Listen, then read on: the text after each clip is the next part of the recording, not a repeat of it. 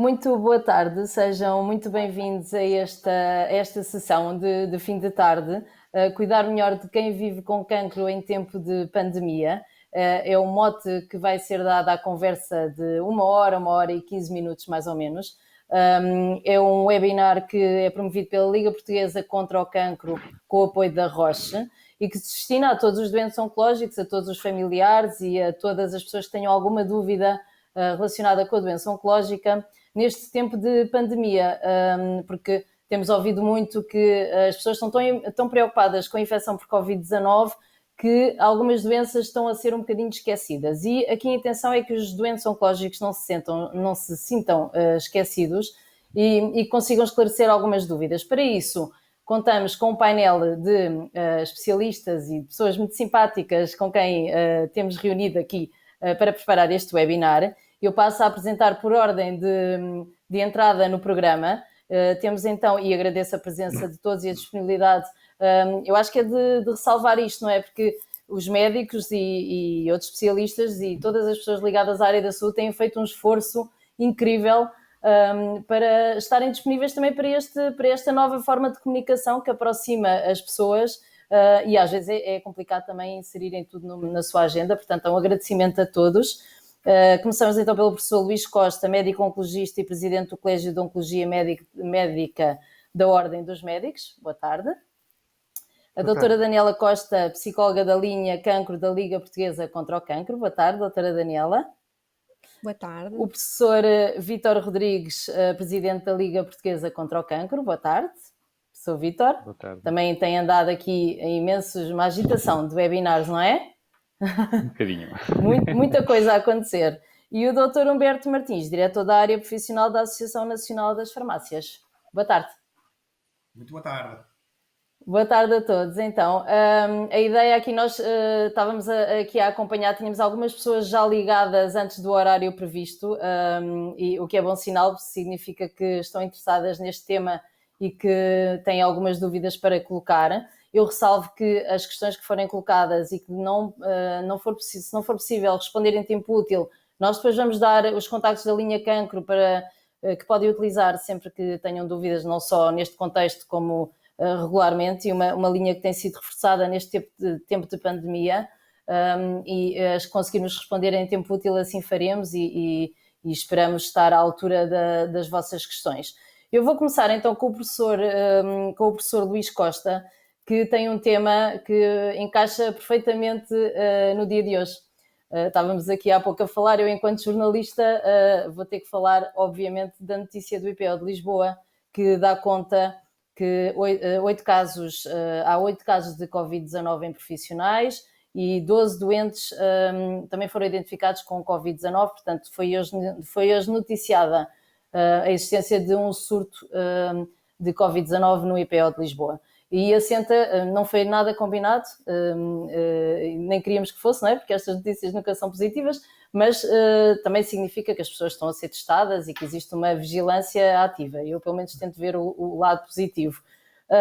E sei que o professor Luís Costa hoje já tem sido contactado por doentes a propósito desta notícia.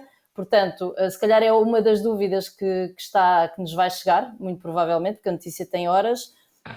E então, dentro do seu tema, que é como lidar com o medo em tempos de pandemia, se quiser contextualizar aqui a situação do IPO de Lisboa, se calhar faz sentido. Pronto. Pode ser? Então, boa tarde a todos. Cláudia, eu de facto, para mim é um bocadinho, eu não estava a contar que tivesse que falar sobre esta notícia, até porque eu também não conheço todos os detalhes da notícia, mas curiosamente hoje uma doente que tinha consulta marcada comigo amanhã, o marido telefonou-me a perguntar se a consulta se mantinha ou não, porque a forma como leu as notícias é que iriam encerrar a atividade de consulta e de atendimento aos doentes. Portanto, é só para dizer que, de facto, o medo é de tal maneira grande que as pessoas até nem dão conta do que é que está-se a passar nas notícias, era numa instituição, não era noutra, e no caso concreto dizem que até seria a consulta deles que seria alterada. Uhum. Acho que é importante nós refletirmos com calma, com serenidade, mas com eficácia sobre aquilo que se passa. Nós fomos sujeitos a uma necessidade de ajuste muito rápido. Isto é, perante uma situação em que tínhamos que continuar a tratar os doentes, em que tínhamos que continuar a não só dar seguimento aos tratamentos que já estavam marcados, mas também iniciar novos tratamentos. Porque o cancro é uma doença que é, por si só, mais fatal do que o Covid, a infecção pelo Covid. E, portanto, nós não podemos deixar de fazer aquilo que tínhamos que fazer pelos doentes. E, ao mesmo tempo, manter a capacidade de estabelecer a interdisciplinaridade para tomar bem as decisões. Eu não estou a responder, eu não estou a fugir à sua questão, já lá irei, mas o que eu quero dizer é que Não, isso eu era a também, prioridade. eu também não deixo Era para nós fugir, a também não prioridade deixo.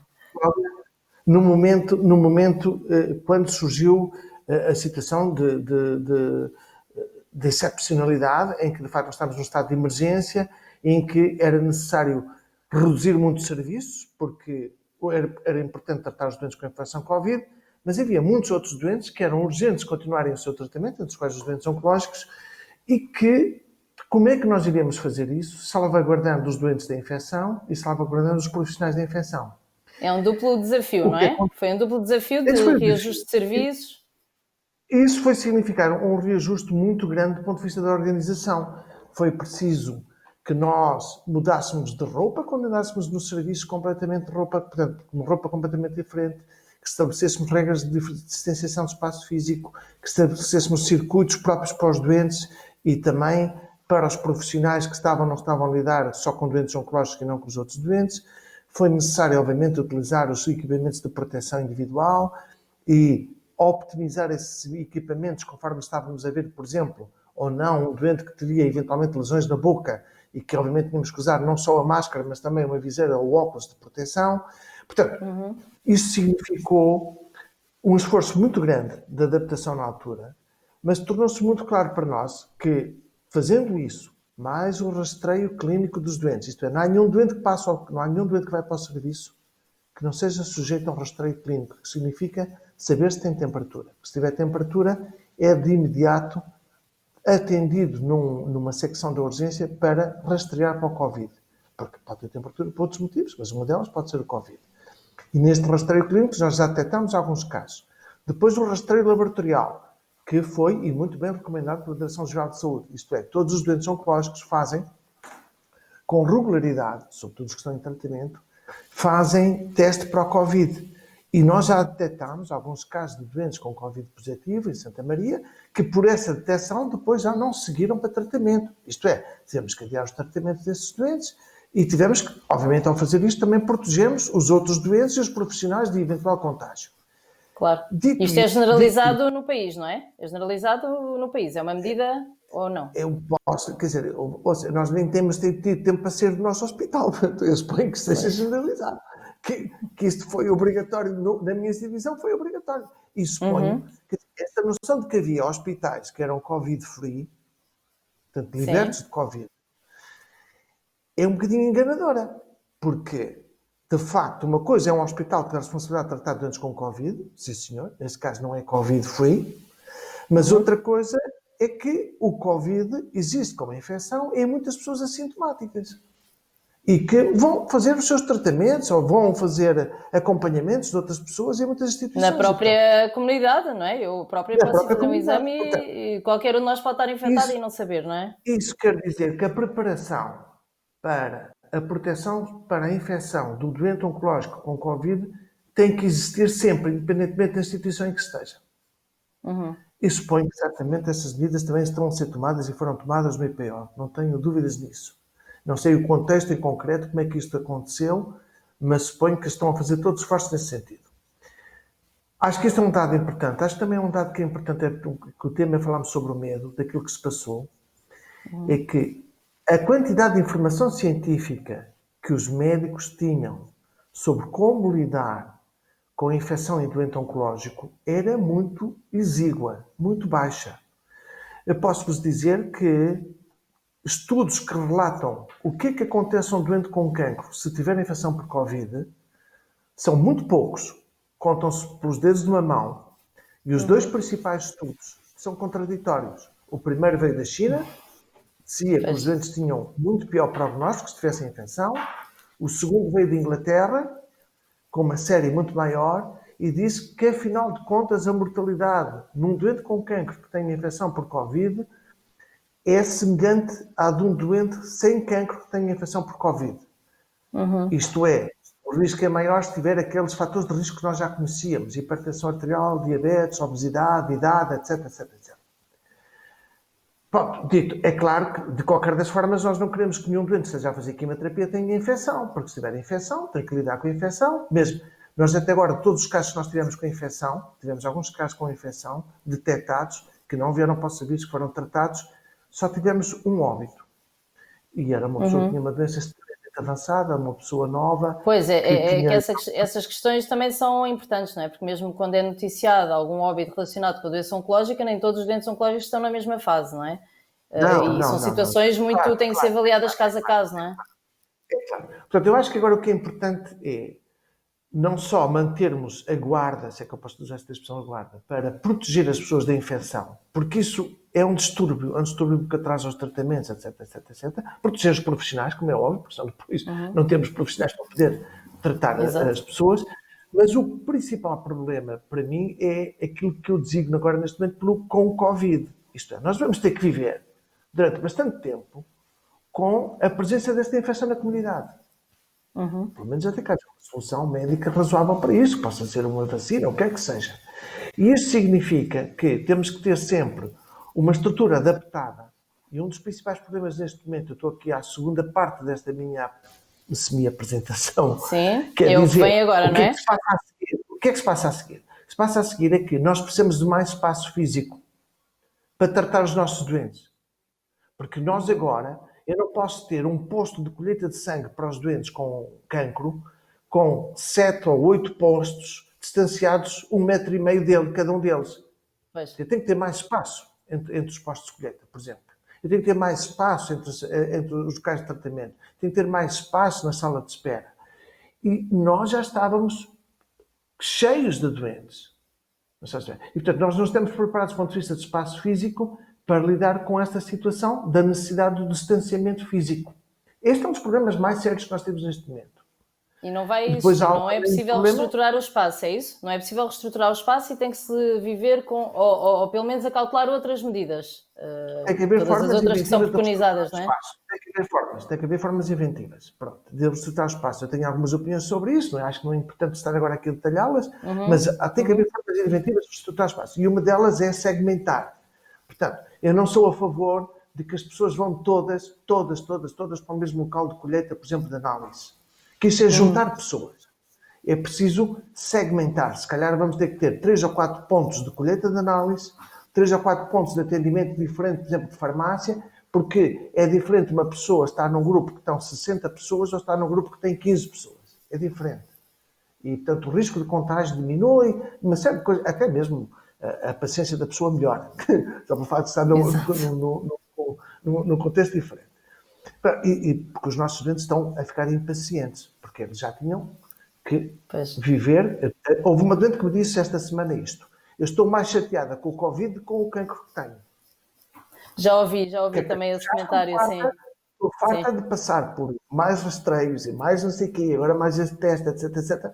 E, portanto, isso significa que nós temos que temos que transmitir uma mensagem de confiança de que o seu cancro é muito importante, que seja muito bem tratado e o nosso principal objetivo é esse. E vamos fazer tudo por tudo para que corra bem.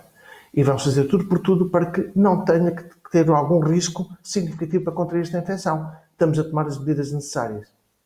E, portanto, este vai se manter. Este período vai se manter. Vai ter que ser assim.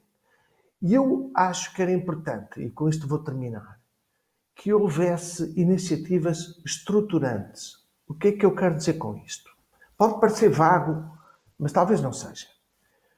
Nós queremos dizer que queremos retomar a normalidade, correto?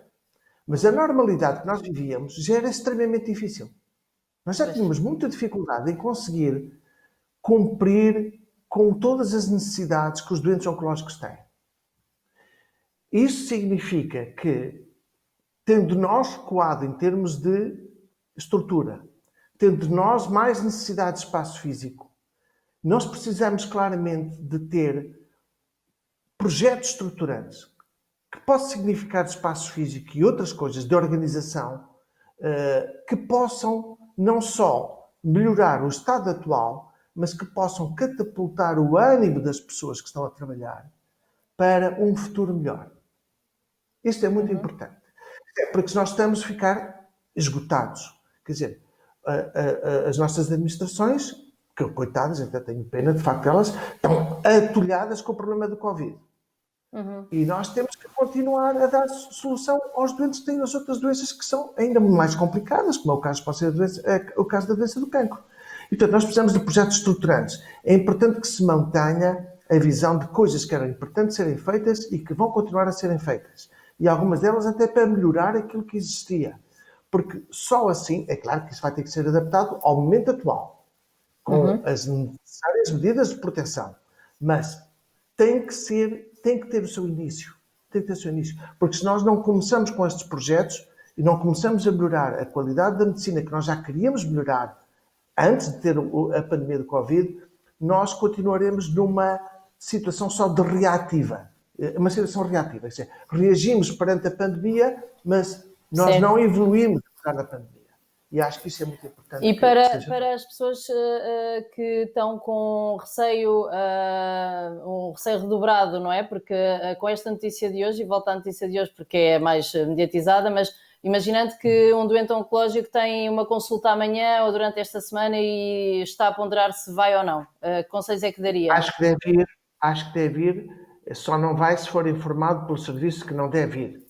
Nós tivemos situações em que alguns doentes, porque precisávamos de menos doentes na sala de espera, telefonámos, olha, a sua consulta de revisão não é prioritária, pode ser adiada para outra altura, outra hora, com menos afluência de doentes, e agora estamos a telefonar para saber como é que o senhor está.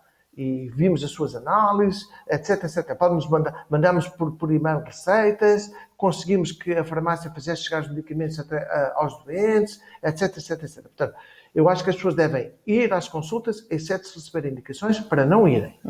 É confiar sempre num serviço no serviço é confiar no serviço e na equipa que acompanha. Claramente, e não tomar decisões baseadas no medo. É isso? Eu tive conhecimento de alguns casos de pessoas, que eu não as posso culpar a elas, que adiaram sintomas e tiveram diagnósticos de cancro em estadios mais avançados porque adiaram sintomas. Porque não foram procurar ajuda. Porque tinham medo de ir ao médico de família. Eu acho que é um aspecto que é fundamental retomar assim que possível, com os cuidados necessários, os cuidados de saúde são fundamentais. Porque nós não podemos ter, digamos, a capacidade de interpretação a tempo e horas de alguns dos sintomas que as pessoas têm que necessitam de um diagnóstico atempado. Não é o Serviço de Oncologia que vai fazer isto. O Serviço de Oncologia já recebe doentes com o diagnóstico. São muitas outras especialidades que nós... Obviamente que está aqui a Liga Portuguesa contra o Cancro, que vai nos explicar o seu papel, que é fundamental no rastreio. Estou a falar agora de pessoas que têm sintomas, precisam de ir ao médico. A quem é que devem recorrer? É o seu médico assistente? É o seu médico de família? Esse serviço tem que estar presente, tem que estar disponível. Da Covid que negligenciam outras áreas da saúde, não é? Que tem sido muito falado, porque não é? Senão o que é que vai acontecer? É que provavelmente vão ter um cancro diagnosticado em estadio mais avançado. E isso é determinante para a probabilidade de cura. É determinante para a probabilidade de cura.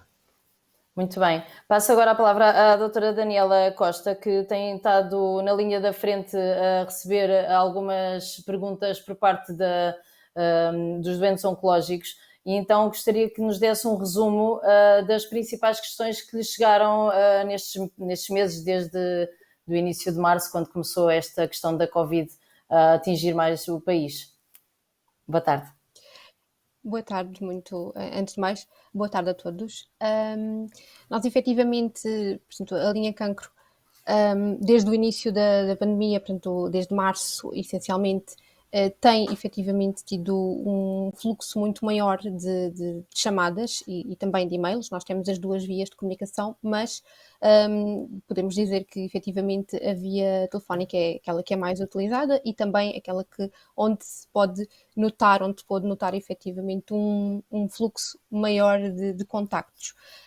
Podemos aproveitar, peço desculpa de interromper, mas podemos aproveitar para reforçar o número, que é 808-255-255, correto? E o número continua a funcionar e...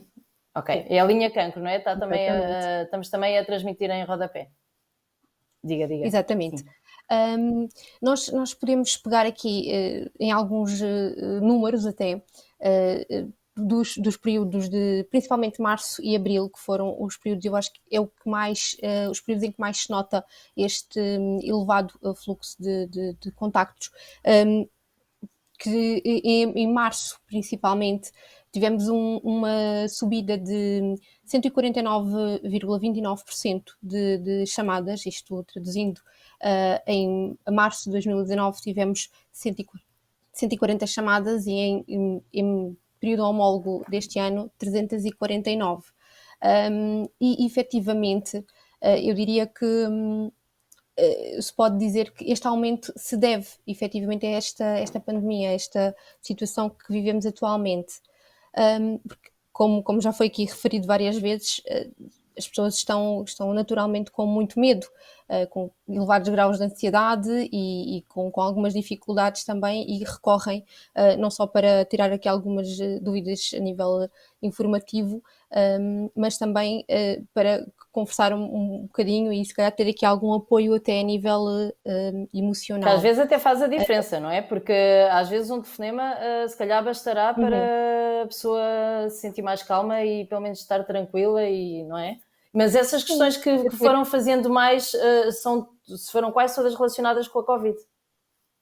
Sobretudo. Sim. Nós, sobretudo, este fluxo a mais, digamos assim, que tivemos ao longo destes meses, estão efetivamente relacionados aqui com a Covid, muito com o impacto que o Covid-19 teve aqui no percurso destes doentes, não é?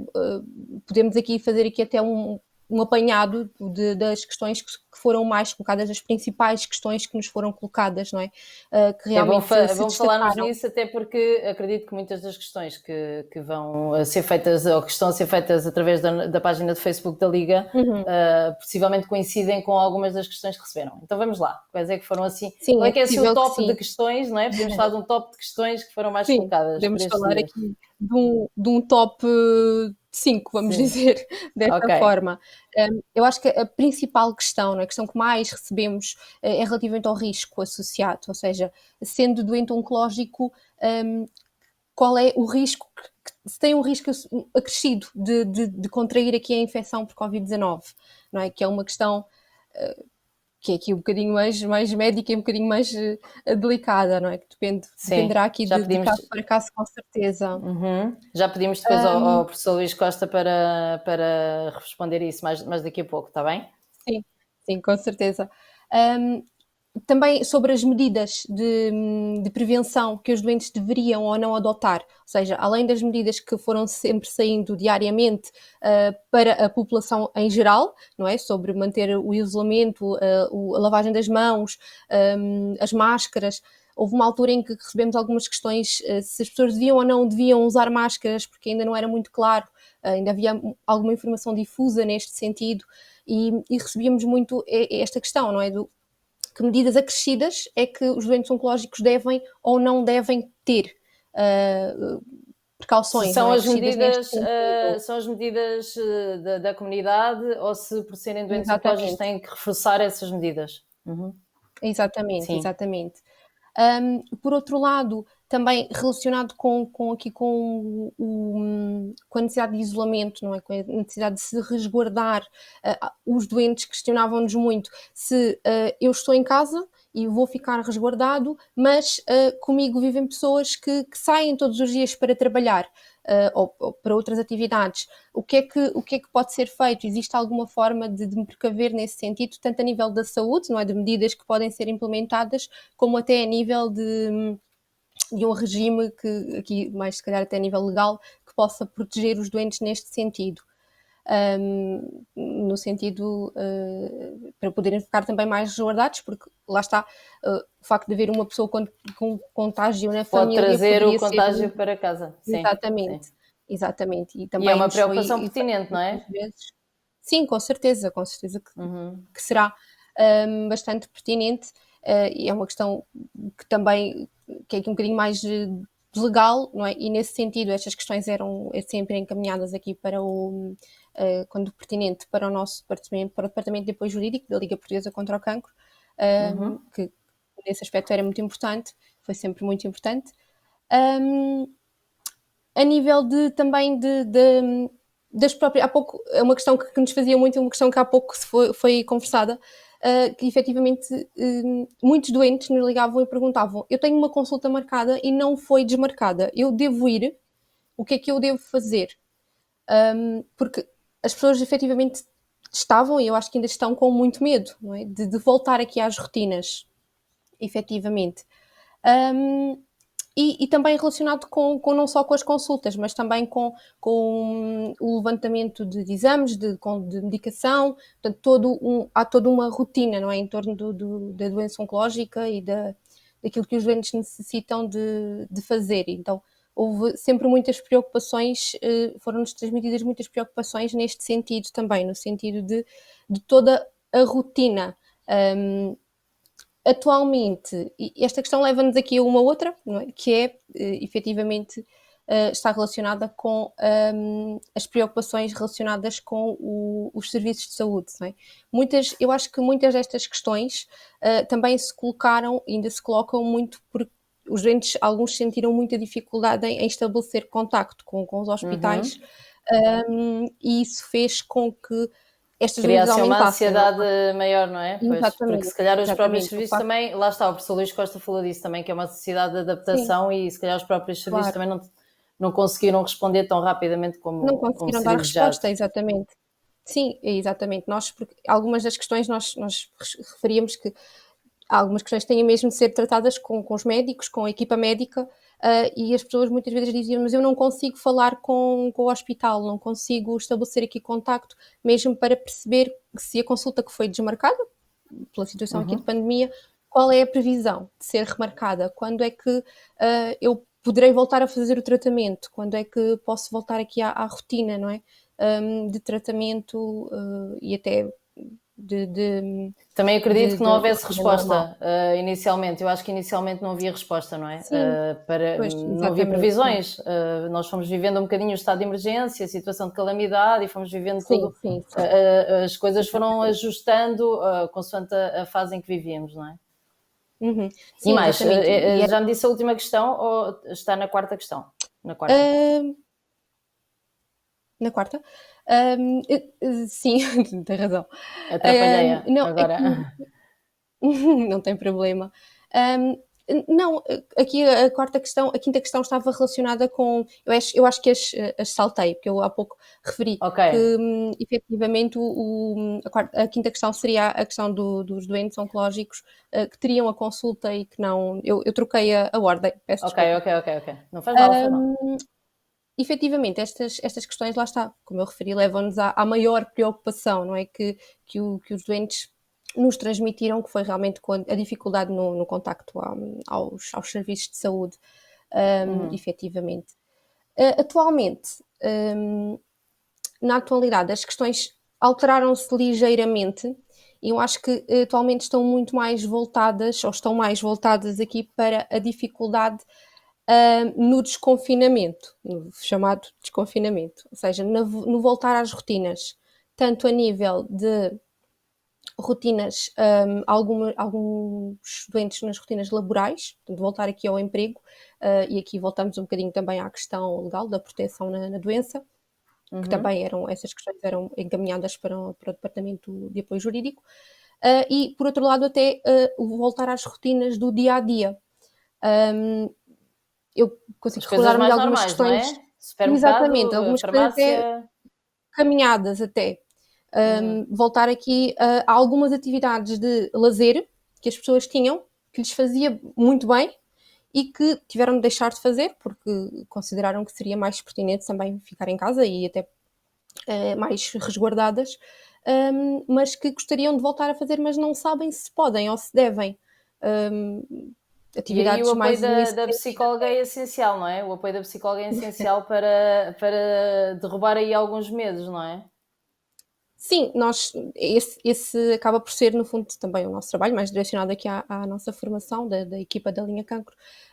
Também aqui desmistificar um bocadinho, até explicar que algumas destas atividades podem ser muito importantes para controlar um dos piores sintomas desta pandemia nos doentes não Covid, que é a ansiedade mesmo. é um fator muito Eu importante. acho que é genérica, não sei se é só, é Sim, genérica sim, toda, sim. exato, é genérica, não precisam dizer doentes oncológicos, não é? Eu acho que todas as pessoas Exatamente, passaram sim. por essa fase, não é? De uma forma ou de outra, Claro. com mais ou menos ansiedade. Exatamente. Eu acho que os doentes oncológicos acabaram por naturalmente sentir a ansiedade de duas formas, não é? A ansiedade genérica, que nós todos sentimos, que é normal, e por outro lado, se formos a pensar esta mudança, não é? Que do Covid trouxe uma mudança a pessoas que já tinham uma mudança, não é? A vida delas já estava mudada. E esta situação acresce, não é? Que é mais ansiedade à questão da sobrevida e à questão de toda a rotina, não é? Que estas pessoas já tinham alterado. A ansiedade ela é normal, sem sombra de dúvida, mas eu gostava também, para terminar, de salientar que quando esta ansiedade sai um bocadinho, exacerba, não é? Quando sai aqui um bocadinho do nosso controle, quando ocupa demasiado tempo nos nossos pensamentos, devemos ponderar o apoio, não é? Porque qualquer um de nós, naturalmente. E também para isso podem contactar com certeza a linha Cancro, como a Cláudia já referiu. E era um dos 808 conselhos, 205.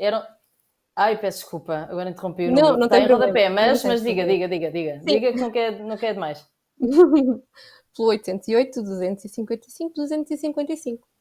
E podem usar também o e-mail, não é? Que é O e-mail. linhacancro@linhacontracancro.pt, certo? Linhacancro, Liga, linhacontracancro, ligacancro@ligacontracancro.pt, certo? exatamente, certo, Ok. certíssimo. São os meios, aliás, que as pessoas que estão a contactar-nos hoje e que estão a acompanhar esta conversa podem usar, caso não consigamos responder às questões de todos, porque sabemos sempre que estes debates são muito participativos e aconselhamos mesmo que se não conseguimos responder às vossas questões, que contactem sempre a linha Cancro, via telefone ou via e-mail, que com certeza vão dar respostas, não têm mãos a medir nesta fase, é também um desafio, não é? Obrigada, doutora Daniela. certeza. Vou passar então Obrigada ao doutor Humberto Martins, que nos vai falar de uma questão também muito importante, que é como receber os seus medicamentos em casa ou na sua farmácia. Falar particularmente do projeto Operação Luz Verde, fazer aqui um balanço e explicar um pouco para quem não conhece o que é este projeto e como é que correu, em que fase estamos. Muito bem. E as mais-valias, não é? Boa tarde. Obrigado pelo desafio, pelo convite, para partilharmos também aqui aquilo que todos temos vivido, tempos de grande novidade, grandes alterações às nossas rotinas pessoais, familiares, mas também, naturalmente, da prestação de cuidados e do acesso a esses cuidados. A Operação Luz Verde foi uma resposta organizada do setor farmacêutico e que, liderada institucionalmente pela Ordem dos Farmacêuticos, pela Ordem dos Médicos, com o apoio operacional da Associação Nacional das Farmácias, também da Associação de Farmácias de Portugal e da Associação de Distribuidores, e com também o apoio e o incentivo da própria Associação de Indústria Farmacêutica e da Associação de Administradores Hospitalares. Portanto, houve aqui uma grande coligação para responder a uma situação muito particular de acesso ao tratamento. Portanto, como já aqui foi dito, o vírus não fez parar nenhuma doença, não fez parar nenhuma necessidade em saúde para além deste novo coronavírus e, portanto, havia necessidade de continuar a assegurar acesso ao tratamento. Desde logo, nas próprias farmácias, o seu dia-a-dia e que mantiveram, e, portanto, nós, desde fevereiro, que as farmácias comunitárias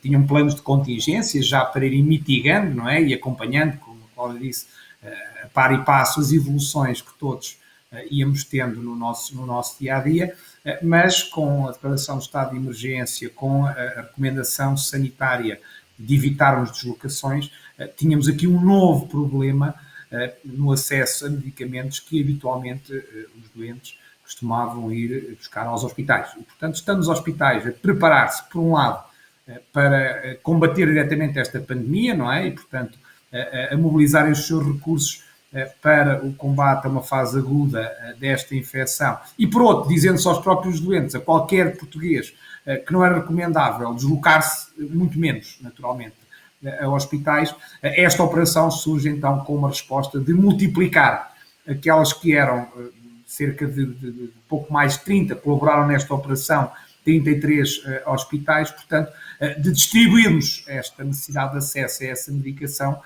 pelas cerca de 3.000 farmácias que existem no país. Portanto, amplificámos praticamente por 100, não é, a nossa capacidade e até, como tu Luís há pouco dizia, diluindo, não é, esta concentração destas necessidades por 100 vezes mais pontos de acesso. Foi uma articulação interfarmacêutica, portanto, mobilizou os farmacêuticos hospitalares e os farmacêuticos comunitários e respeitou 3 pilares, 3 princípios.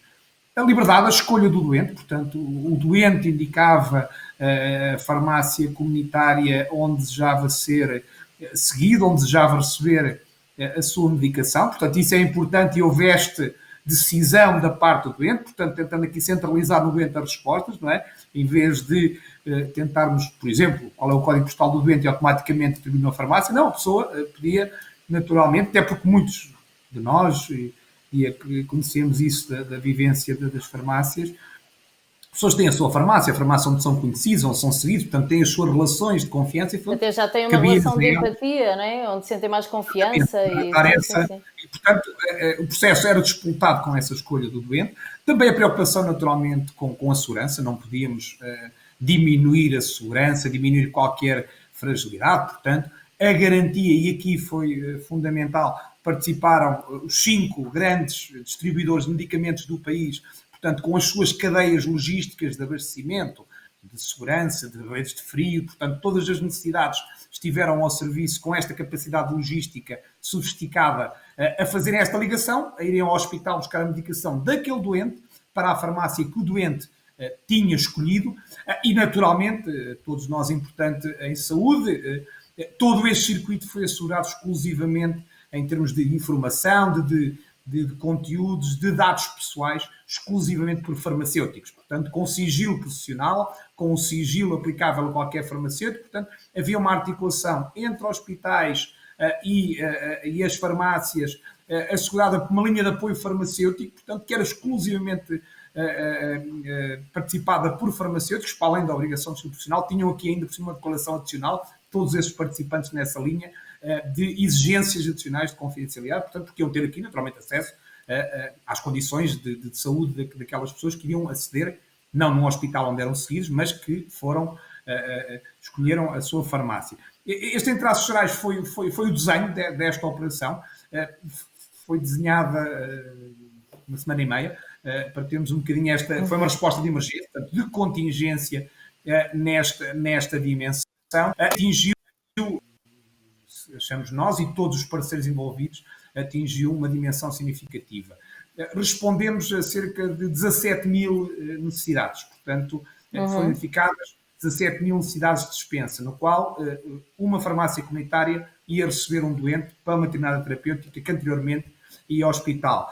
Como já disse, 33 hospitais, 2.290 farmácias comunitárias que tiveram escolhas de doentes, portanto, em que os doentes pediram para aceder naquela farmácia à sua medicação. Portanto, isto são números impressivos desta mobilização, de toda esta conjugação de esforços entre hospitais e as farmácias, portanto, dando esta proximidade, prevenindo deslocações, prevenindo riscos adicionais e seguramente prevenindo também que as pessoas não ficavam sem acesso à sua terapêutica, portanto, prevenindo que se agudizassem as condições de saúde que as pessoas tinham. Há alguns números interessantes nesta dimensão, portanto, em média, cada deslocação destas, na estimativa entre o hospital e a farmácia que respondeu, estamos a falar de 100 km, portanto, 100 km da média destes doentes, desde um doente que morava ou que tinha uma farmácia ao pé do hospital, a mais baixa foram 100 metros, mas temos, efetivamente, e quando pensamos na dimensão das próprias ilhas, não é, que são acompanhados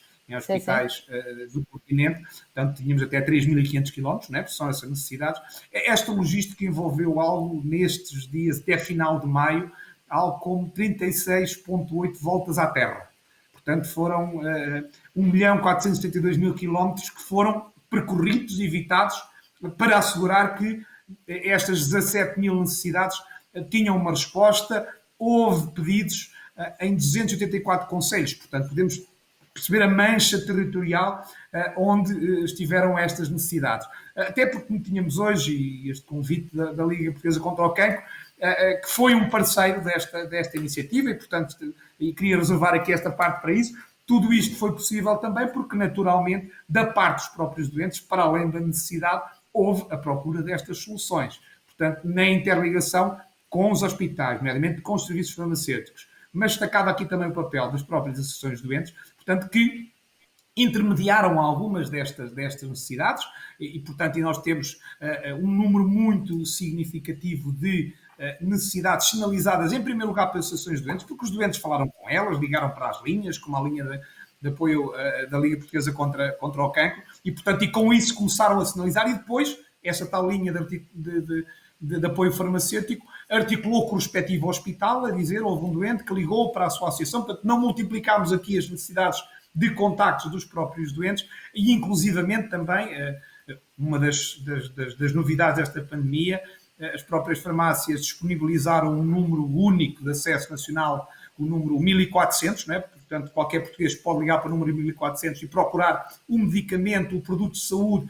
e se a farmácia que quer tem disponível, pode, portanto, minimizando também aqui deslocações, confirmações de necessidade, mas também essa linha, dizia, foi interligado depois com esta operação e por aí também tivemos. E nesta dimensão também percebemos um bocadinho, mais de 20%, e tentando perceber um bocadinho o que é que foram estas necessidades, mais de 20%, estimamos que cerca de 23% destes 17 mil, quase 17 mil casos, estiveram ligados a situações oncológicas. Portanto, necessidades de terapêuticas oncológicas que anteriormente as pessoas iam ao hospital aceder a essa medicação. Portanto, isto foi um bocadinho, porque se tínhamos ou não alguns dados sobre isso, fomos investigar um bocadinho, naturalmente, através das DCIs dispensadas, a sua relação com tratamentos oncológicos e, portanto, e foi a área terapêutica que mais são seguidos um conjunto de áreas terapêuticas que conhecem, desde os doentes transplantados, doenças de Crohn, esclerose múltipla, VIH, mas a oncologia foi a área que mais solicitou ou em que houve mais necessidades de responder, que tem naturalmente a ver também com o número de doentes oncológicos que teremos no nosso país. E, portanto, está nesse top, foi a área que mais procurou. E nesta dimensão também aqui, por exemplo, dar esta noção que só através da Liga Portuguesa contra o Cancro tivemos aqui de doentes que não contactaram o hospital, mas quase 200 doentes que vieram por essa via, não é? Portanto, a própria Liga apoiou mais 200 doentes para além daqueles que já tinham a sua escolha feita, não é? Nos que falavam. E isto é importante e nesta operação acho que esta adesão da parte dos doentes e em termos desta solução conjugada, auto-organizada pelo sistema de saúde, portanto, entre os profissionais de saúde, tentando perceber como é que podíamos, com aqueles princípios de liberdade, segurança, qualidade, tivemos aqui, na avaliação que fizemos, perguntámos aos doentes, perguntámos às pessoas que acederam a esta operação qual a sua avaliação e temos resultados também muito, muito, muito impressivos. Mais de metade das pessoas disseram que se deslocaram à farmácia a pé, quando antes tínhamos, elas próprias disseram que antes apenas 6% destas pessoas tinham essa possibilidade, portanto morava muito próximo do seu hospital. Temos uma redução natural dos tempos de espera, mas acima de tudo satisfação com a privacidade, portanto as pessoas sentiram que inclusive tiveram mais privacidade, porque estão em espaços mais pequenos, com menos tempo de espera. As pessoas relataram que teriam algumas pessoas que trabalhavam, porque perguntámos isso, as pessoas que tinham emprego, tinham alguma dificuldade até anterior, tinham que faltar uma manhã, um meio período, aqui não tivemos nenhuma que tivesse relatado essa dificuldade, mas acima de tudo 90%, 9 em cada 10 pessoas que acederam acharam muito importante e 90,4% destas pessoas gostariam de, num cenário pós-pandemia, num cenário desta situação de emergência, poderem ter esta opção, esta liberdade de escolha. Também não achamos que agora devemos, não é, trocar, ou as pessoas devem poder gerir e, portanto, e são estas, e foi este, num cenário que acho que nós desejávamos, como é sabido, tínhamos algumas experiências pilotos de articulação entre alguns hospitais e algumas farmácias, deu-nos naturalmente a todos confiança, hábitos de articulação entre estes níveis de cuidados e como até das necessidades, das dificuldades às vezes que temos nos diferentes pontos do sistema de saúde para esta operação, mas seguramente num cenário em que fomos todos forçados a encontrar novas respostas, também este cuidado que queremos ter de estudarmos isso, de aprendermos todos um bocadinho mais de como é que num cenário de pandemia em que estamos, num cenário ainda de muita mitigação em que estamos a ter, que alterou também o dia-a-dia da farmácia comunitária, não é? Portanto, felizmente, as farmácias conseguiram assegurar a sua resposta, o seu normal funcionamento, com restrições naturais de distâncias de segurança, de maiores cuidados. Também elas próprias tiveram que adaptar, não é? Tiveram que se adaptar muito no início. Eu lembro-me de... Há 13 farmácias que tiveram encerradas, portanto, nas cerca de 13 farmácias tiveram temporariamente encerradas, naturalmente por preservarem quer os doentes, quer as suas equipas, casos de infecção, casos de quarentena forçada a essas equipas, todas reabriram desde já, mas este compromisso com a continuidade e com a minimização de outros impactos para além da própria infecção pelo novo coronavírus, estão nas nossas prioridades e nas nossas missões também no sistema de saúde.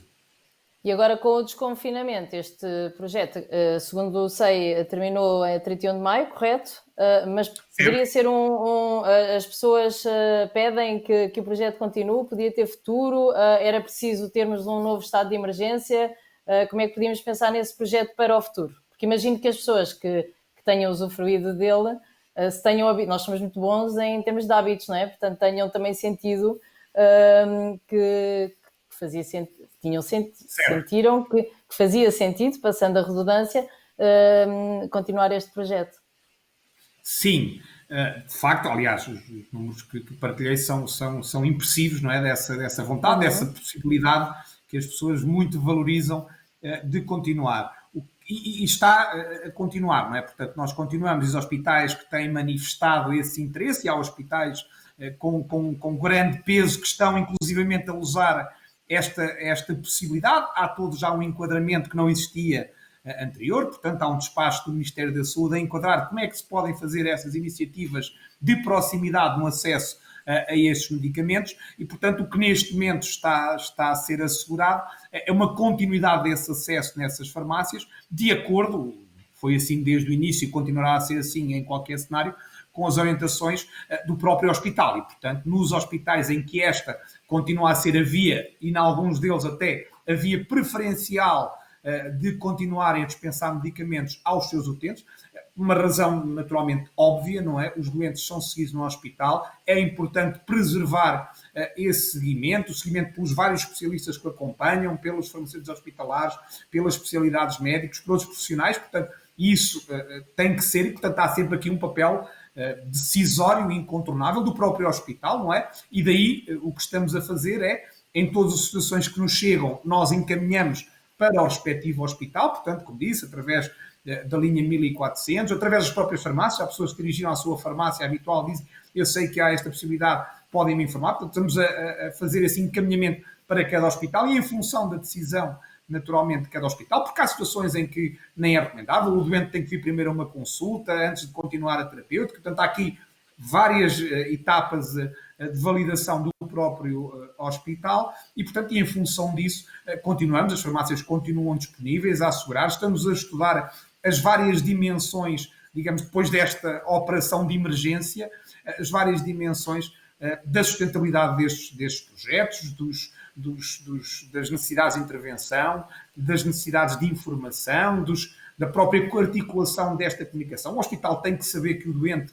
foi e levou a medicação e, portanto, é importante esta parte dos registros, da accountability, todo o processo e de ser seguro para todos os agentes, portanto, num pós-emergência tem que ser mais refinada, mais afinada e, naturalmente, também as dimensões de como é que isto funciona para as próprias farmácias, o impacto que tem para elas. Toda esta operação foi, naturalmente, com o apoio todos estes parceiros, completamente gratuita para os doentes, completamente gratuita para os hospitais. E, portanto, com um investimento, com custos, não é? Toda a distribuição teve que ir buscar um medicamento ao hospital e levá-lo a cada farmácia, não é? Portanto, tudo isto temos que olhar toda para uma isto. Logística, não é? Toda uma logística. Sustentabilidade, de equilíbrios, não é? No futuro desta operação, mas esta possibilidade de dispensa continua e está a ser assegurada a um número muito significativo de doentes, assim os hospitais, naturalmente. Também algumas alternativas que não estavam disponíveis nos hospitais passaram a estar, portanto, os hospitais fazem esta gestão, digamos, dos seus doentes, ou preferencialmente em codecisão com os seus doentes sobre como continuarem, e em condições, podem continuar ou não, a beneficiar deste acompanhamento na farmácia da sua escolha. Muito bem. Já estamos quase com 1 hora, é incrível, não é? Como as conversas, quando são interessantes, é assim, passa tudo muito rápido. Era bom que o vírus também passasse rápido, não era? E que voltássemos todos ao nosso normal. Professor Vítor Rodrigues, temos muitos temas para falar, não sei como é que vai conseguir resumir todos eles, e também existem números, não é? Nós falámos aqui antes de entrar em direto que os jornalistas gostam não só de notícias que acabaram de sair e que estão na ordem do dia, como gostam de números, e o Dr. Humberto Martins também me trouxe esses números, a doutora Daniela também, portanto agradeço, que estes números também são bons para nós percebermos a realidade e a quantidade de projetos. Eu pegava num número que foi divulgado pelo Jornal Público, pela jornalista Ana Maia, que fez uma peça na semana passada, penso eu, em que se dizia que a Liga contra o Cancro estima que haverá cerca de 200 diagnósticos de cancro da mama atrasados devido à suspensão de rastreio. E eu se calhar começava mesmo por aí, não é? Que estes dados são da Liga, e começava pela questão de os rastreios que foram cancelados ou adiados e que estão agora a retomar paulatinamente e com todas as devidas medidas de segurança, mas o que é que representou? O professor Vítor Rodrigues, na reunião preparatória para este webinar, falava-me de duas expressões curiosas, e que é a retoma e a recuperação. Portanto, já lhe estou aqui a dar imensas deixas, professor Vítor. Antes de mais, boa tarde, os meus cumprimentos aos colegas que estão aqui presentes e a todos a quem nos está a ouvir. E também o agradecimento também à Roche, que está a dar-nos apoio a este webinar. Ora bem, permita-me tentar de alguma forma enquadrar. Eu confesso que venho da área da epidemiologia, da medicina preventiva, basicamente, e a partir do momento em que nós vemos que vai haver uma pandemia, as chamadas fases das pandemias estão perfeitamente definidas, são 4 fases. E eu, se me permite, vou simplificar. A primeira fase é uma fase de, desculpem-me o termo, de susto, de emergência. Uma segunda fase é uma fase que pode ser já iniciar uma retoma de atividades. Uma terceira de recuperação de atividades. Uma quarta de normalização e de lidar com as consequências a médio e a longo prazo de uma pandemia. Portanto, tudo isto se enquadra naquilo que são precisamente estas fases. Portanto, isto está perfeitamente tipificado.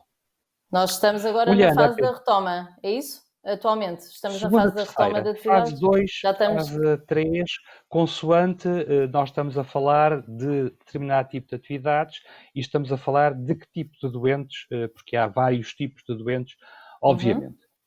Portanto, aquilo que aconteceu, nomeadamente aquilo que aconteceu, e permitam-me que eu já responda a seguir à parte do rastreio, aquilo que aconteceu, e nomeadamente olhando um bocadinho mais para o lado da Liga, foi uma tentativa de resposta emergente, imediata, e vou pegar no aspecto, por exemplo, dos medicamentos, em que houve zonas do país, e permita-me só, a Liga Portuguesa contra o Cancro trabalha de uma forma, e tem, os núcleos regionais têm uma autonomia extrema. Isto é histórico, tem a sua realidade, porque só na região é que se conhecem melhor as realidades e se respondem melhor. Portanto, houve uma resposta no início, nomeadamente da Liga, de apoio de entrega de medicamentos. Depois houve uma segunda fase em que os próprios hospitais se estruturaram e fizeram uma resposta mais direta para os doentes, e depois uma terceira fase, que o Dr. Humberto falou aí muito bem, foi uma fase extraordinária e foi uma estruturação extraordinária de uma organização que permitisse levar os medicamentos às pessoas. Nós não nos podemos esquecer que um dos, chamemos-lhe assim, sucessos do nosso Serviço Nacional de Saúde, e estou a falar da estruturação, é que nós temos uma rede local de centros de saúde e temos uma rede local de farmácias comunitárias. E isso é fundamental na estruturação de um sistema de saúde. E depois temos, obviamente, os hospitais, com cuidados hospitalares, diferenciados, e não podemos esquecer que a excelente resposta que os hospitais deram também tem algum mérito, bastante mérito, da resposta que foi dada pelos centros de saúde, que foi dada pelos médicos, pela rede de saúde pública e pelas farmácias comunitárias, que têm uma implantação local realmente extraordinária e são elementos estruturantes de toda esta sociedade. Portanto, aquilo que foi havendo foi uma tentativa de adaptação de toda a sociedade, e nomeadamente, neste caso particular da Liga, àquilo que eram as várias fases e às necessidades da pandemia. E realmente é isso que nós, a tal fase 2 e fase 3, que nós estamos, nos casos fase 2, noutros casos fase 3. O rastreio de cancro da mama é um caso muito particular. No fundo, nós tivemos que suspender o rastreio de cancro da mama, esteve 3 meses suspenso, já retomou, isto é, com poucas pessoas que são chamadas para testar circuitos, para testar como é que as coisas devem ser feitas, como é que as pessoas respondem. E estão a responder muito bem. Não estamos a fazer, por exemplo, convocatórias por carta, como fazíamos, mas através do telefone, até para responder. Rapidamente nós, digamos que estaremos a 20-25% da capacidade, iremos muito rapidamente para os 50%, penso que para os 75%, esperemos que para os 100% em muito poucas semanas. Agora, e portanto, tentar fazer, primeiro de tudo, a recuperação, que vai ser mais difícil em termos do aspecto das consequências. Olhando para os dados do ano passado, e posso lhe dizer que foram 340 mil mamografias da Liga, mais umas 50, aproximadamente 45, 50 mil no Algarve, Madeira e os Açores. Aplicando aquilo que são os chamados indicadores de rendimento, nós chegamos a esse número de aproximadamente 200 casos que estarão atrasados. Que nós esperamos muito sinceramente que muito rapidamente essas pessoas vão fazer novamente mamografia e sejam diagnosticadas. Portanto, uma retoma. O problema neste caso particular tem a ver com a recuperação, isto é, e como falávamos, temos aqui duas ondas. Os casos os casos de diagnóstico clínico com sintomas que entretanto foram adiados, e os casos de rastreio, que não têm sintomas, que também vão começar a aparecer. E o sistema de saúde vai ter de responder a algo, portanto, antes tinha uma determinada quantidade e neste momento vai ter duas ondas. E, portanto, vai ter de ser uma resposta, como o professor Luís Costa, estruturada, de um sistema oncológico, nomeadamente hospitalar, que em Portugal, tal como nos outros países, é de grande qualidade, muito desenvolvido e que não tenho dúvida que se lhe derem condições que, de alguma forma, fará a recuperação. E, portanto, neste momento estamos a viver esta fase. O resto do papel, chamemos-lhe assim, o restante papel da Liga, há aspectos que já estão praticamente todos retomados, exceto, por exemplo, o voluntariado hospitalar, obviamente, mas que a maior parte deles já estão recuperados. Como seja a linha cancro, como sejam as consultas de psico-oncologia, de apoio emocional, que aliás praticamente nunca pararam porque foram feitas por telefone a partir de um certo momento. E outro tipo de atividades deste tipo. O professor Vítor Rodrigues... Permita-me só...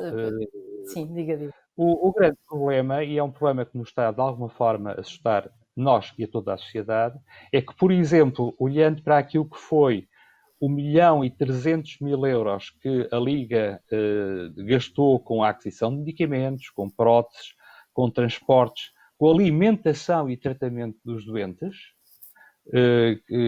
na chamada primeira linha, isto é, à saída do hospital, ou de segunda linha, a nível da comunidade. Como é evidente, penso que não há ninguém que não note que provavelmente vai haver uma crise económica extremamente forte e estes valores vão aumentar assustadoramente. E o problema não é que aumentem os valores, o problema é o que está por trás de necessidades das pessoas, nomeadamente dos doentes, nomeadamente, e neste caso particular, dos doentes oncológicos, porque vão ser atacados, entre aspas, ou apanhados, e desculpem-me a terminologia, em momentos em que realmente estão fragilizados porque estão doentes. Portanto, vai ter de haver um esforço muito grande de toda a sociedade e, neste caso, a Liga vai continuar a tentar fazer esse papel, enquanto tiver o apoio da população em termos do peditório e da consignação do IRS, vai ter de focar muita atenção nestes casos de apoio social rápido, urgente, financeiro, inclusivamente, não propriamente em dinheiro, mas em aspectos que podem ser de ajudas, e também um outro aspecto fundamental que aí vai desenvolver, que é a nível dos cuidados do doente oncológico na comunidade.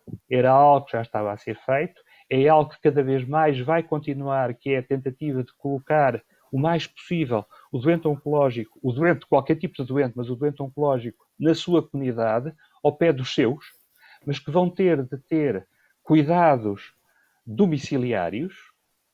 Os chamados cuidadores informais, os familiares, vão ter de ter mais algum tipo de apoio, e aqui eu não lhe vou chamar o governo para não haver aqui confusões político-partidárias, vou-lhe chamar o Estado, que Estado somos todos nós, não é? O Estado vai ter também de fornecer condições à rede de centros de saúde para que possa ter mais condições para poder chegar a esses mesmos doentes no seu local de residência. Por último só, o aspecto dos direitos oncológicos. Aqui, digamos que já agora, uma caixa quase que em primeira mão. Vamos ter novidades, não é? Vamos ter novidades. Olha, outra coisa que os jornalistas adoram, não é? Primeira mão. Exatamente. É que, como sabe, nós já conseguimos publicamos 3 edições dos chamados direitos oncológicos, o Guia dos Direitos Oncológicos, e espero que no prazo de uma semana, 15 dias, 3 semanas, está numa fase final de revisão. A chamada 4ª edição do Guia dos Direitos Oncológicos será publicada, primeiro que tudo será publicada online, porque os doentes têm que ser ajudados no momento em que mais precisam, e neste caso os doentes oncológicos, exatamente, também têm de ser ajudados e de saberem quais são os benefícios que têm dentro do problema da sua própria doença.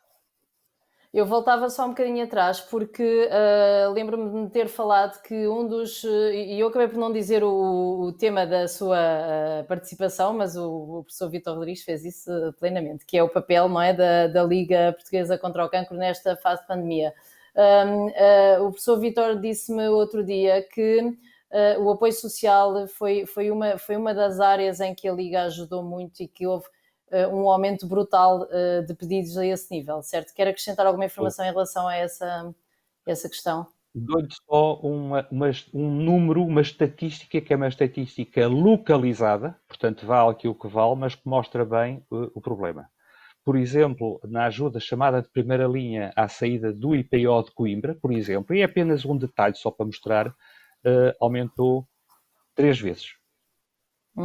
Isto é assustador para nós, sociedade, porque é evidente que se calhar não vai aumentar tanto a partir de agora. Obviamente, foi naquele preciso momento, mas que, e permita-me olhar novamente para o número, estou convencido que este 1.300.000 euros de apoio, chamado apoio social no seu aspecto mais global, vai ter de ser reforçado, e nós portugueses vamos ter de ajudar, seja a Liga, seja outro tipo de associação. Atenção, não estou aqui a pedir dinheiro para a Liga propriamente, estou a pedir dinheiro, solidariedade das pessoas para as associações, para as instituições, para todas as estruturas que possam e estão, e são muitas, a ajudar as pessoas, a ajudar os doentes, e nós aí, nós portugueses, somos conhecidos por alguma solidariedade, e eu penso que ela vai ter de continuar, porque vamos eu acho que é muita solidariedade, não é? Acho que os portugueses são muito conhecidos por isso, em alturas de crise, não é? Esperemos estar enganado,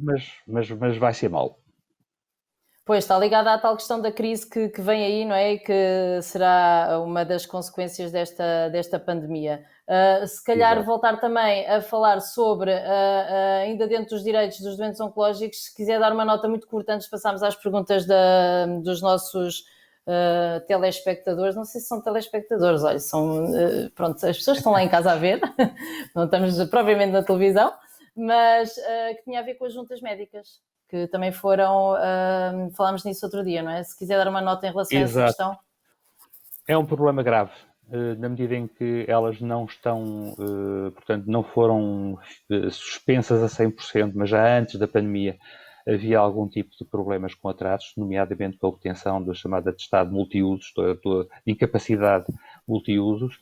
É um problema que vai ter de ser resolvido, porque as pessoas têm... Há já atrasos de meses, elas praticamente pararam, ainda não retomaram, e vai ser um problema que vai ter de ser resolvido, muito francamente, porque seja de que maneira for, há várias hipóteses de resolver o problema. Penso que o Governo está ciente, estará eventualmente a trabalhar nisso, mas é algo que vai ter de ser muito rapidamente, vai ter de ser retomado e recuperado muito rapidamente. É uma situação que nos preocupa muito neste momento. Muito bem, obrigada. Eu vou passar rapidamente às perguntas que temos estado a receber através da página do Facebook. Ressalvo que nem todas vão poder ser respondidas e agradeço a compreensão de quem nos está a ver.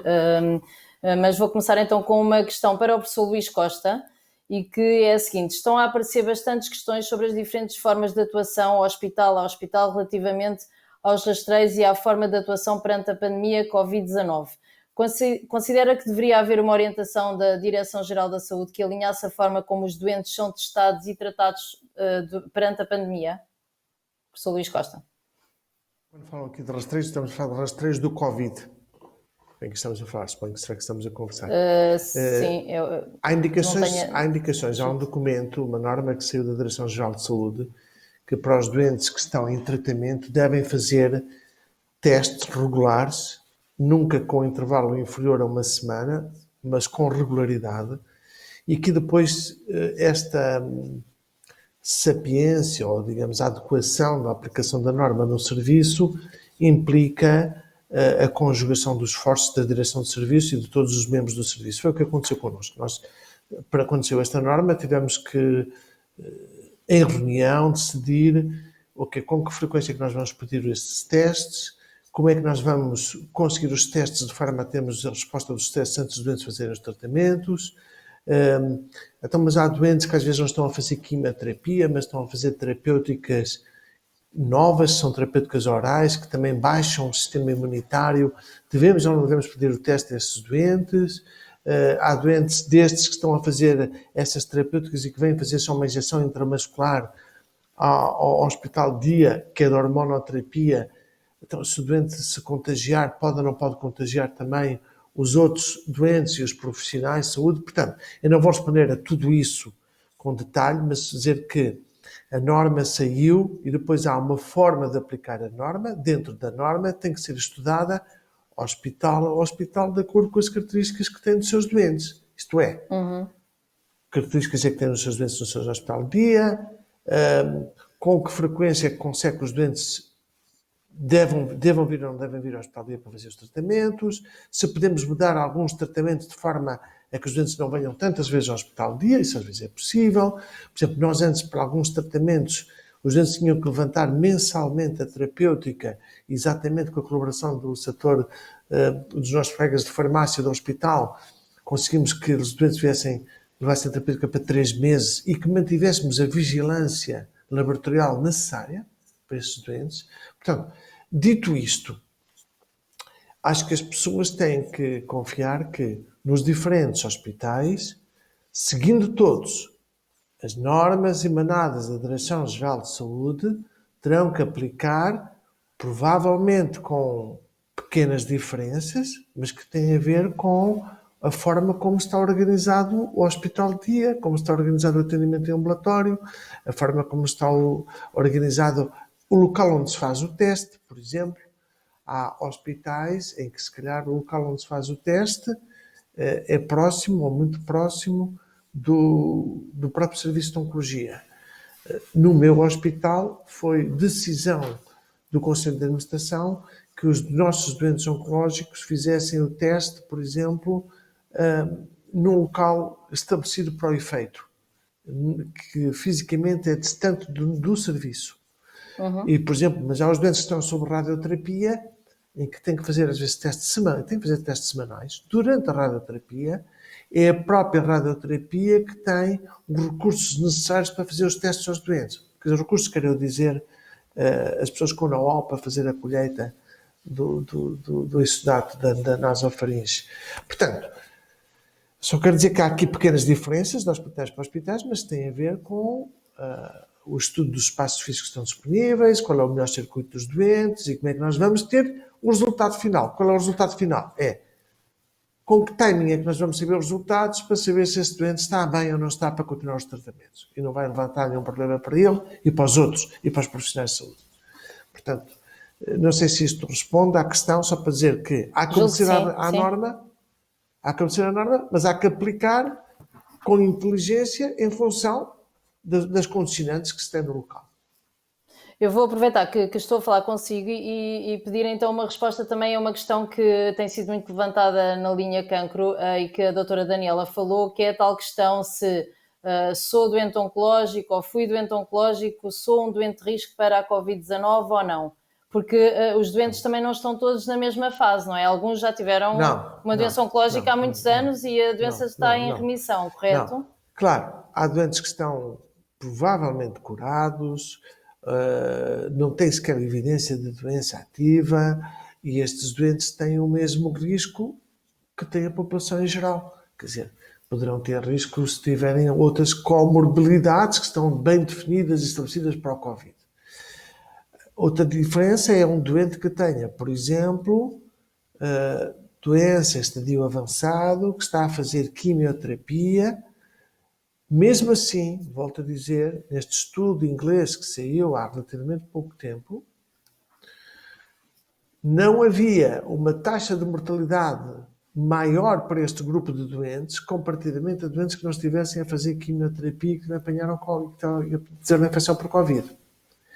É claro que se esta infecção ocorrer num doente que tenha já problemas pulmonares graves, porque tem cancro do pulmão, ou porque tem metastização pulmonar, até porque já fez cirurgia ao pulmão e tem menor reserva funcional, uma infecção que tem como grande mote ser uma infecção bilateral pulmonar, obviamente que há um risco maior das coisas poderem correr com maior dificuldade.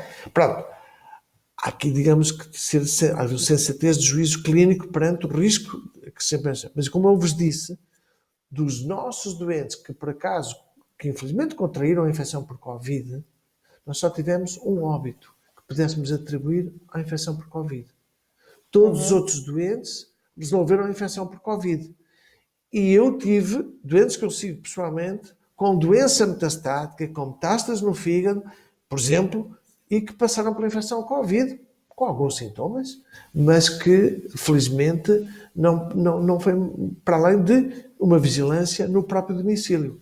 Portanto, as pessoas não podem pensar que pelo facto de terem um cancro, que mesmo que até esteja em estadio avançado, e que se infectem por Covid, que isso significa necessariamente uma letalidade elevada pelo Covid. Não. Portanto, tenho essa noção. Agora, é verdade que se eu tiver no serviço um doente que é infectado por Covid, que pode contagiar outros doentes, obviamente com o risco inerente à infecção por Covid, porque nós sabemos que há uma taxa de mortalidade que anda por volta dos 5% nos doentes, por exemplo, com maior risco.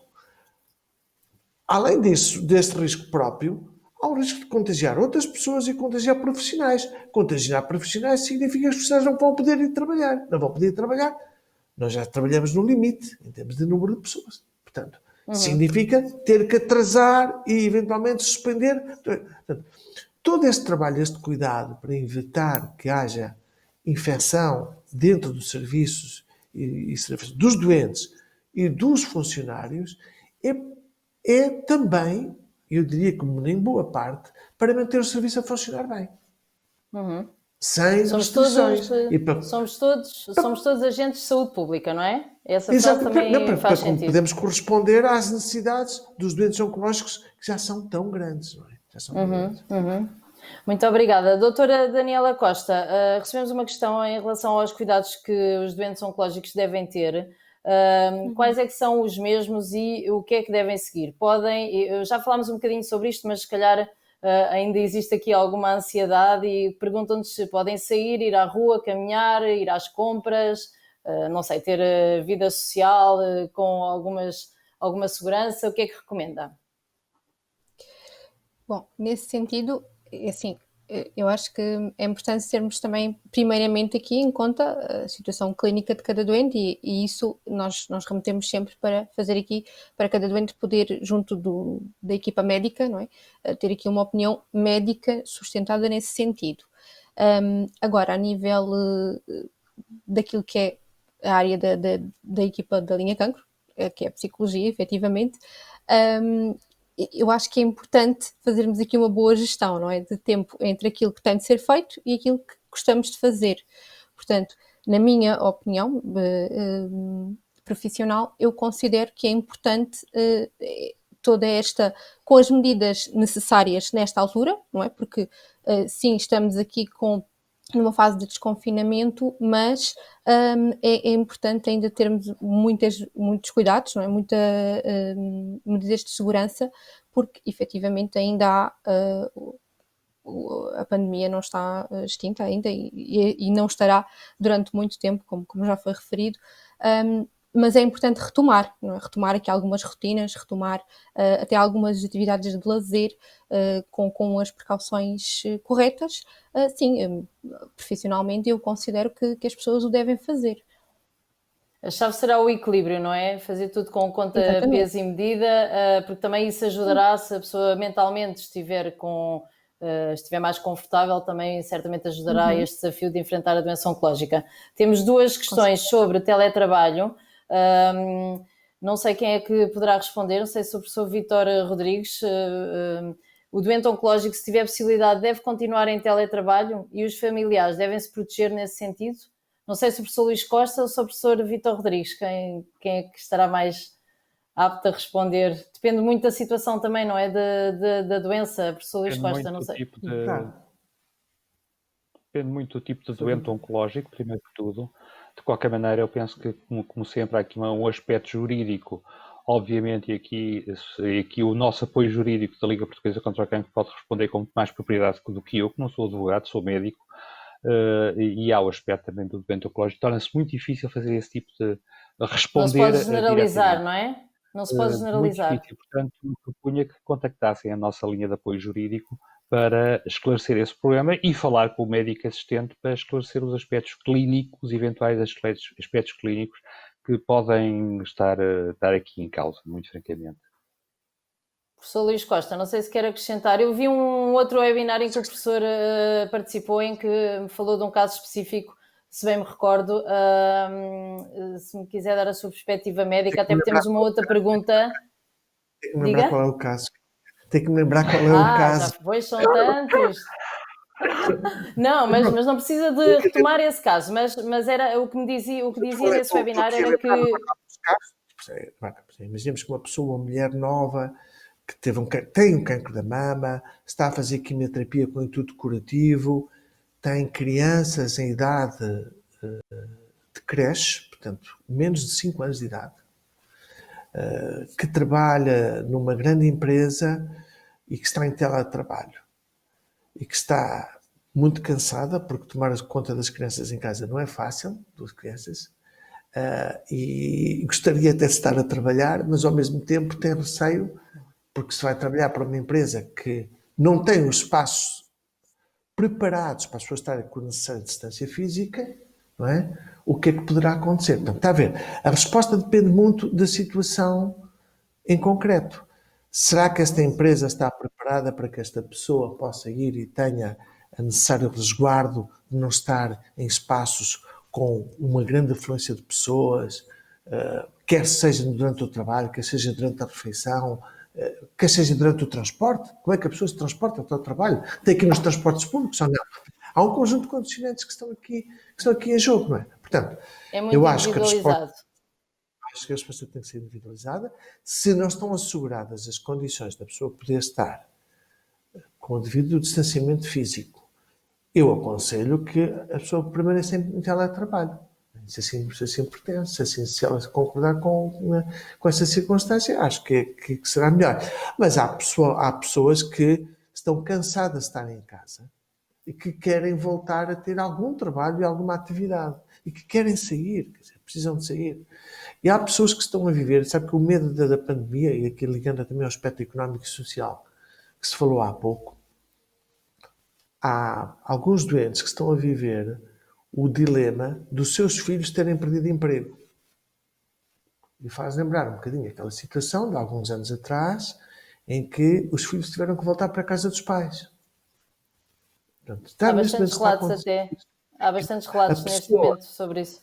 As pessoas não só vivem o medo do que é que vai acontecer à sua doença, mas neste momento então, e agora os meus filhos vão viver com quem? Têm que vir para casa, às vezes são casais, têm que vir para casa, situações que eu lembro-me de ouvir em consulta de pessoas que tinham por acaso filho e nora a trabalharem na mesma empresa, que vieram entrar em layoff, por exemplo. São situações que são difíceis e eu acho que, obviamente, isto não é uma resposta que um oncologista nosso, a minha obrigação é ouvir, compreender, ajudar da melhor maneira do ponto de vista médico para que a situação não se complique, mas nós precisamos de uma resposta mais global que vai para além da do médico, obviamente, e para além da do farmacêutico. Nós precisamos de uma resposta social mais bem preparada para todos eles, e que não é só do doente oncológico, como é óbvio. Mas só estou a dizer que quando nós falamos do medo da pandemia, é do medo também das consequências, quer dizer, e as consequências podem ser as consequências económicas. Claro. Temos outra pessoa que perguntou se consideram que deveria ser obrigatório o teletrabalho para o doente oncológico e julgo que já responderam, não é? Que é muito individualizado e que depende muito da situação, da fase em questão e, portanto, não se pode generalizar. Estamos de acordo em relação a isso, correto? É caso a caso, individualizado. Em caso de dúvida, falar com o médico que segue, com o serviço onde estão a ser seguidos, que é o fundamental, e sobretudo confiar, não é?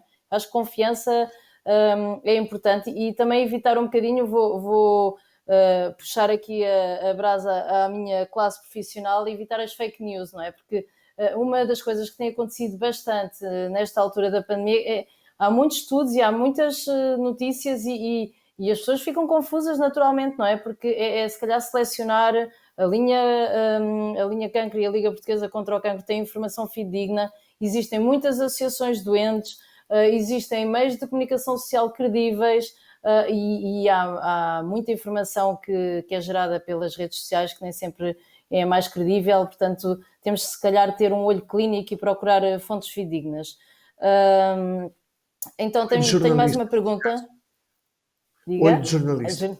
Olho de jornalista, não olho. Sim, não é fácil, mas se nós perdermos algum tempo, conseguimos perceber onde é que, se aquela notícia realmente não tem ali, se for alvo de desconfiança é porque naturalmente não deve ser como está noticiado. Tenho mais uma dúvida que é, tenho um exame e consulta marcados para o início de julho, devo manter? Qual o conselho para mim e para todos os doentes oncológicos? Também já falámos um pouco, não é? Mas não sei, professor Luís Costa. Tem que contactar o serviço, não é? Houve doentes que tinha marcado para junho e que disse assim, olha, porque eu tenho que atender muito mais doentes neste momento, por vários motivos. Imagina que está num serviço onde tem, por exemplo, pessoas numa situação que por gravidez não está no serviço a trabalhar. Tudo isso pessoal tem que obviamente redistribuir os doentes. O que é que temos que fazer neste momento de contingência? É os doentes que estão bem, que estão só de seguimento, telefonar, falar com eles e eventualmente adiar a consulta para mais algum tempo depois, até que se possa recompor o quadro de recursos humanos para atender as pessoas todas no chamado período de normalidade. Agora, há doentes que já têm que vir mesmo à consulta. Há doentes que tinham uma consulta de revisão, mas porque há uma análise que tem uma alteração, ou porque há um sintoma que o doente reportou, ou porque há um risco significativo de que esta pessoa possa vir a ter uma recidiva naqueles primeiros anos e é preciso vigiar e detectar essa recidiva, e esses doentes têm que vir e estão-se a manter essas consultas. Portanto, tem que se acreditar que quando se pede ao doente para vir, é porque é necessário. E, portanto, os doentes devem ir à consulta nessa circunstância. E que quando se pede ao doente, olha, nós vamos adiar a consulta, é porque há critérios de segurança suficientes para dizer que a consulta pode ser adiada e que pode ser feita posteriormente. Muito obrigada. Acho que sim, muito esclarecedor. Eu posso dizer que eu própria já retomei as minhas rotinas médicas que não eram urgentes e senti-me super segura. Acho que o novo normal é um pouco estranho, porque nós antes não nos mediam a temperatura e não desinfetávamos as mãos não sei quantas vezes e senti-me super segura e foi um exame respiratório, portanto, vão tranquilos. Eu acho que a ansiedade faz parte e que não é que eu possa dar algum conselho, mas estou a falar da minha experiência pessoal e senti-me super segura, com tudo muito acautelado. Eu acho que mais do que nunca os serviços estão devidamente com medidas de segurança e não há que temer, e temos que pensar que a nossa saúde assim o exige. Vou pedir um conselho final a cada um de vós, uma mensagem final, algo que não tivessem dito. O professor Luís Costa, como é o primeiro, olha, não pode pensar, mas eu imagino Não que isto posso também pensar. faça parte da sua rotina. Mas como é que eu acho que ficou aqui claro que Portugal e que o país está a tentar cuidar melhor, não é, das pessoas com doença oncológica. Que mensagem final é que daria Uma a quem nos está a mensagem ver? final para os doentes e para os utentes, e uma mensagem final para os nossos responsáveis, para as pessoas que têm a responsabilidade de decisão. A mensagem para os utentes é, no fundo, resumir aquilo que você acabou de dizer, Cláudia. Confiem, porque as pessoas estão altamente dedicadas a que o problema do cancro se resolva para vocês, e confiem porque as pessoas estão a tomar todas as medidas necessárias para evitar a contaminação por este vírus nesta situação, seja para vocês, seja para os vossos familiares, seja também para os profissionais que vos atendem. Para os nossos responsáveis, é claro que nós não vamos deixar de estar com a atenção no Covid. A prova disso é este webinar, está aqui, é sobre o Covid. Vamos dizer, o webinar é sobre o Covid. Mas há muitos outros temas no cancro que são quentes, muito quentes e muito importantes, e que estão debaixo do tapete. Temos que combinar outros webinars, não é? Assim haja tempo.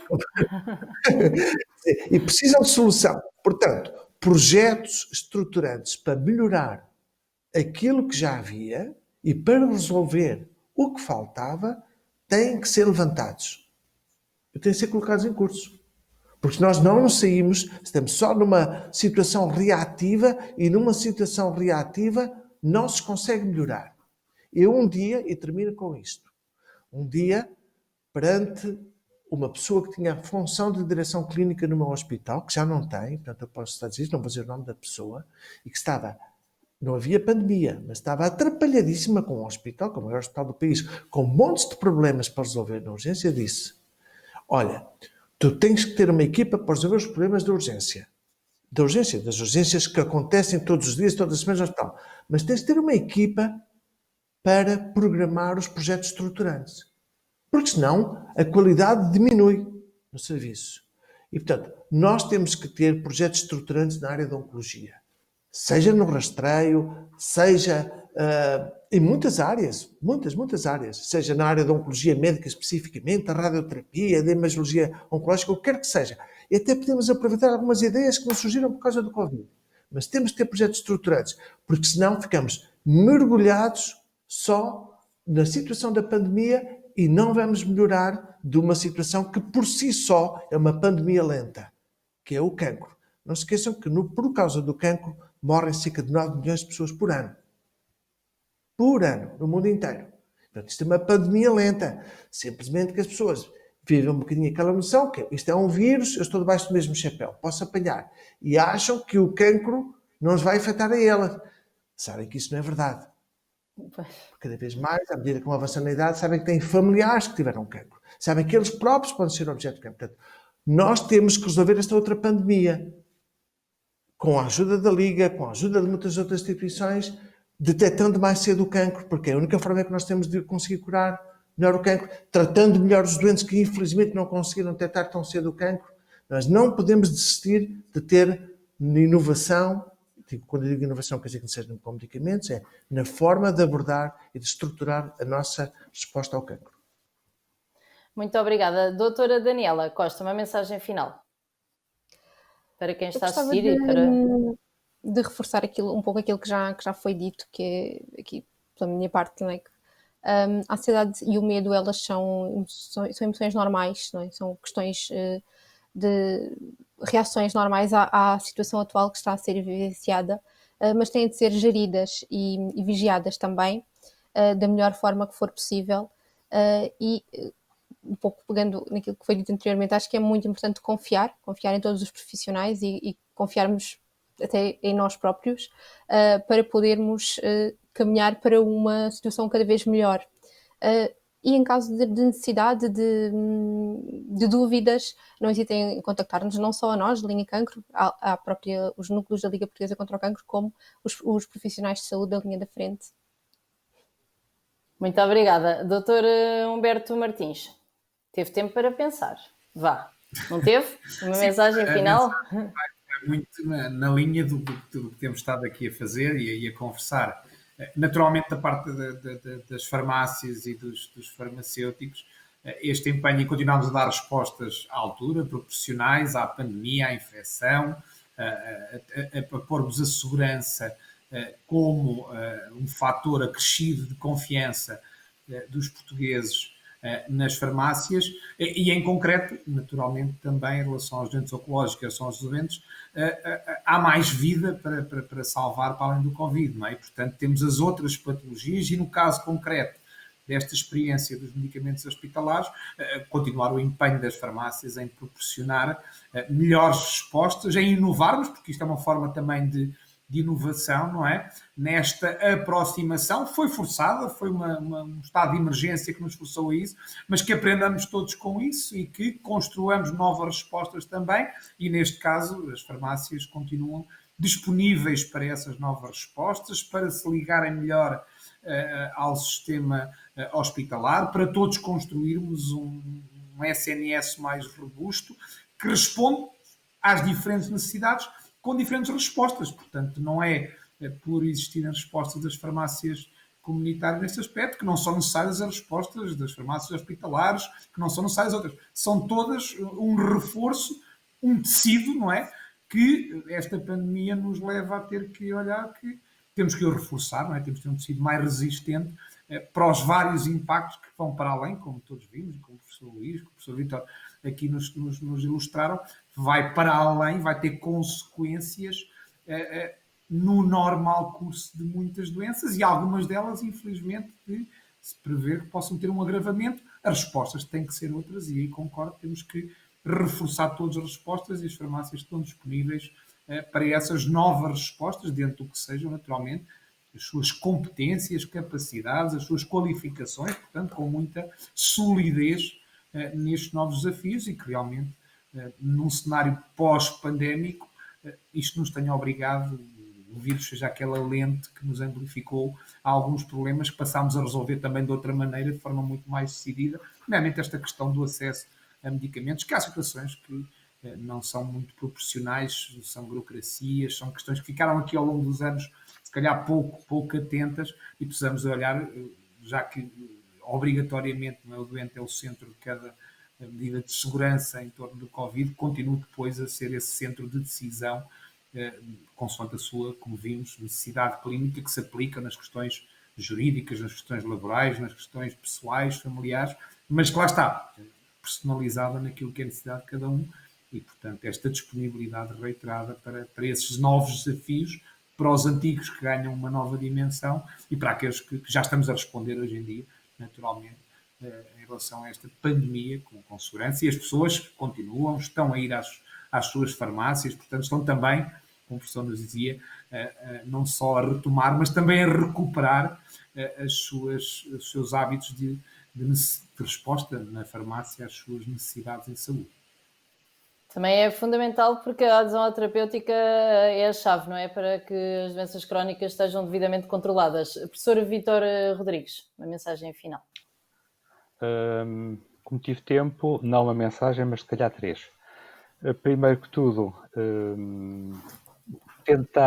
todos nós, tentar perder um bocadinho o receio excessivo que temos do Covid. Portanto, tentar o mais possível voltar à normalidade possível, não descurando os cuidados, obviamente. Segundo ponto, também um bocadinho daquilo que o professor Luís também falou, nós temos a aproveitar e nós conseguimos ver que conseguimos dar uma resposta bem feita, no geral. Portanto, vamos aproveitar para colocar objetivos nos nossos programas, objetivos bem dirigidos, bem planeados, bem estruturados nesses programas e que tenham sustentabilidade, isto é, que não sejam colocados e depois acaba logo. Sustentáveis.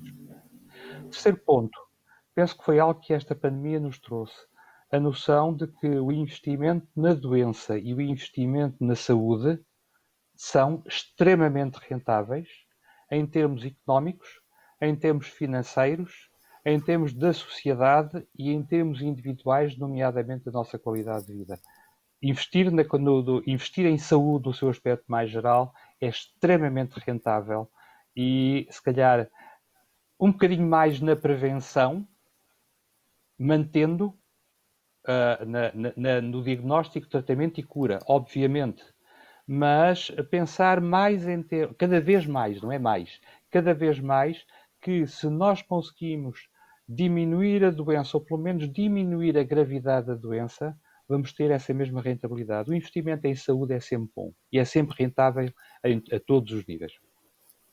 Muito obrigada. Nós cedemos um pouco o tempo e eu peço desculpa por isso, mas acho que foi muito enriquecedor e aprendemos todos imenso com este webinar.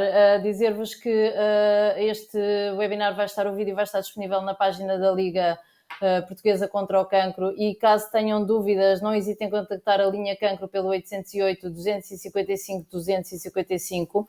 Agradecer novamente ao professor Luís Costa, à doutora Daniela Costa, ao Dr. Humberto Martins e ao professor Vítor Rodrigues. Agradecer a quem esteve até agora a ver-nos aí desse lado e agradecer à equipa técnica que nos ajudou a trazer este webinar até si.